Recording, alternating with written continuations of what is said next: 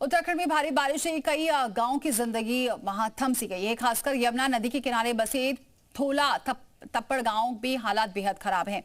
70 परिवार रास्ता बह जाने की वजह से पूरी तरह से गांव में फंसे हैं। हमारी टीम ने इस खतरनाक रास्ते को पार करके गांव के हालात का जायजा लिया है और आंखों देखी है।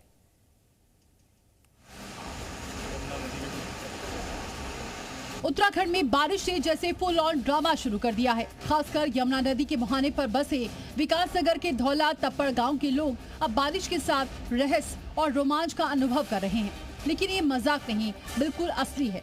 यहाँ के 70 परिवार अपने घरों में नहीं बल्कि कैद खाने में फंसे हुए हैं, क्योंकि उनका एकमात्र रास्ता बह चुका है, और वो भी ऐसा रास्ता जो बारिश के मौसम में स्लाइडिंग पथ में बदल जाता है। हमारी जी मीडिया की टीम ने इस मुश्किल रास्ते को पार किया और घंटों की मशक्कत के बाद गाँव में पहुँच लोगों की कहानी सुनी। अब खतरा लोगों के घरों पर मंडराना शुरू कर दिया है। यहाँ पर लोग मौजूद हैं, खौफजदा हैं, यमुना नदी के किनारे खड़े हैं और इस बात को देख रहे हैं कि आखिर यमुना और कितना नुकसान करेगी। लोगों से बात कर लेते हैं। छोटे छोटे बच्चे हैं, आने जाने के रास्ते की भी बहुत दिक्कत है। रास्ता हमारा पहले ही पहाड़ों के बीच को है, उससे बड़ा नुकसान है।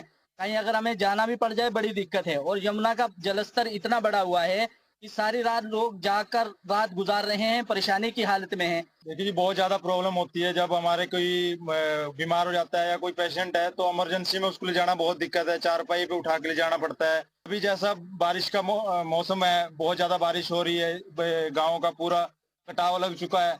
घर की दीवारें टूट चुकी हैं, खेत बर्बाद हो चुके हैं और यमुना नदी तेजी से अपनी जमीन निगल रही है। ग्रामीण डरे हैं क्योंकि अगर जलस्तर और बढ़ा तो पूरी बस्ती पानी में डूब सकती है।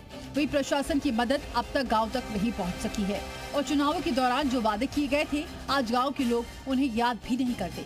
ग्रामीणों की मांग है कि प्रशासन सबसे पहले इस एकमात्र रास्ते से मलबा हटाकर राहत और मेडिकल सुविधाओं का रास्ता खोले ताकि जान माल की हानि को रोका जा सके। प्रशासनिक अमला अभी यहाँ नहीं पहुंच पाया है क्योंकि रास्ता बहुत खतरनाक है और बेहद विषम परिस्थितियों में लोग यहाँ रह रहे हैं। लेकिन यहाँ जीवन अभी है और इस जीवन को देखने के लिए प्रशासन का यहाँ पहुंचना भी बेहद जरूरी है। ग्राउंड जीरो से मोहम्मद मुजम्मिल, जी मीडिया।